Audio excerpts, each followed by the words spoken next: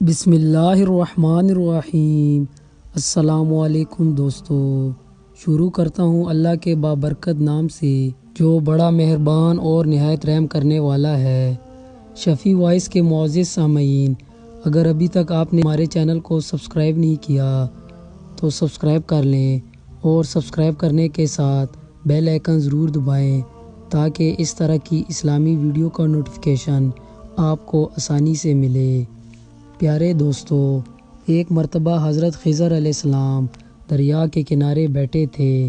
اتنے میں کسی سائل نے آ کر ان سے سوال کیا کہ میں آپ سے اللہ کے واسطے سوال کرتا ہوں کہ مجھے عنایت فرمائیں۔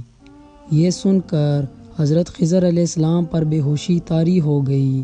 جب ہوش آیا تو فرمانے لگے، بھائی میں صرف اپنی جان اور مال کا مالک ہوں، تم نے مجھ سے اللہ کے واسطے سوال کیا ہے، لہٰذا میں اپنی جان اور عزت تمہارے حوالے کرتا ہوں، تم جس طرح چاہو اس کو استعمال میں لاؤ، بازار میں فروخت کر کے اس کی قیمت سے فائدہ اٹھاؤ۔ چنانچہ سائل ان کو بازار لے گیا اور ایک شخص کے ہاتھ جس کا نام ساما تھا فروخت کر دیا۔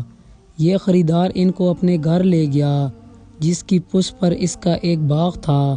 چنانچہ ساما نے حضرت خضر علیہ السلام کو حکم دیا کہ سامنے والے پہاڑ جو 3 مربع میل رقبہ پر واقع تھا اس سے مٹی کاٹ کاٹ کر باغ میں ڈالتے رہیں، اور یہ حکم دے کر ساما اپنی کسی ضرورت سے کہیں چلا گیا، اور حضرت خضر علیہ السلام اس پہاڑ سے مٹی کاٹ کاٹ کر باغ میں ڈالنے لگے۔ جب ساما واپس آیا تو اس نے گھر والوں سے دریافت کیا کہ تم نے غلام کو کھانا بھی کھلایا ہے یا نہیں؟ گھر والوں نے جواب دیا کہ ہمیں معلوم نہیں کہ غلام کہاں ہے۔ یہ سن کر جب ساما خود کھانا لے کر باغ میں آیا تو اس نے دیکھا کہ وہ غلام یعنی حضرت خضر علیہ السلام پہاڑ کو کاٹ کاٹ کر ڈال چکے تھے اور اپنے کام سے فارغ ہو کر اپنے مولا خالق حقیقی کی عبادت میں مصروف تھے۔ یہ دیکھ کر ساما کو بڑا تعجب ہوا اور اس نے دریافت کیا کہ یہ بتائیں کہ آپ کون ہیں؟ یہ بات سن کر حضرت خضر علیہ السلام پر بے ہوشی طاری ہو گئی، اور پھر ہفاقہ ہونے پر انہوں نے فرمایا کہ بھائی میں خضر ہوں، جس کو سن کر ساما کے ہوش اڑ گئے کہ تو نے یہ کیا کر دیا، ان کو غلام بنا کر اسے کام پر لگایا، یہ تو انتہائی گستاخی ہوئی۔ جس پر ساما نے توبہ کی اور پروردگار سے عذر خواہی کے ساتھ حضرت خضر علیہ السلام کو آزاد کر دیا، اور جناب باری میں عرض کیا کہ اے رب العالمین، مجھ سے اس کا مواخذہ نہ فرمانا کیونکہ میں ان کو جانتا نہیں تھا۔ اس کے بعد حضرت خضر علیہ السلام نے دعا فرمائی اور سجدہ کر کے دعا مانگی، اے پروردگار، میں تیرے ہی حق میں غلام بنا اور تیرے ہی حق میں آزاد ہوا، اس پر تیرا شکر گزار ہوں۔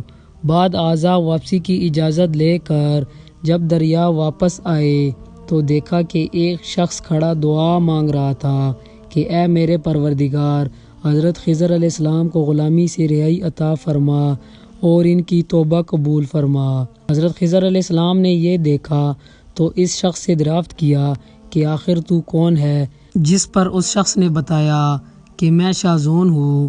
اس کے بعد اس نے کہا کہ اے خضر، تم نے اپنے لیے رہنے کا مکان بنا کر دنیا طلب کی ہے، کیونکہ حضرت خضر علیہ السلام کا دریا کے کنارے پر ایک عبادت خانہ تھا۔ بس یہ سن کر وہ فوراً میدان میں نکل آئے، وہیں اللہ کی عبادت میں مصروف ہو گئے۔ اس کے بعد حضرت خضر علیہ السلام نے اسی جگہ ایک درخت لگایا اور اس کے سائے میں عبادت شروع کی تو آواز آئی، جب تم نے درخت کے سائے میں سجدہ کیا تو تم نے دنیا کو آخرت پر ترجیح دی، مجھے اپنی عزت اور جلال کی قسم ہے، مجھے دنیا کی محبت میں رضامندی نہیں ہے۔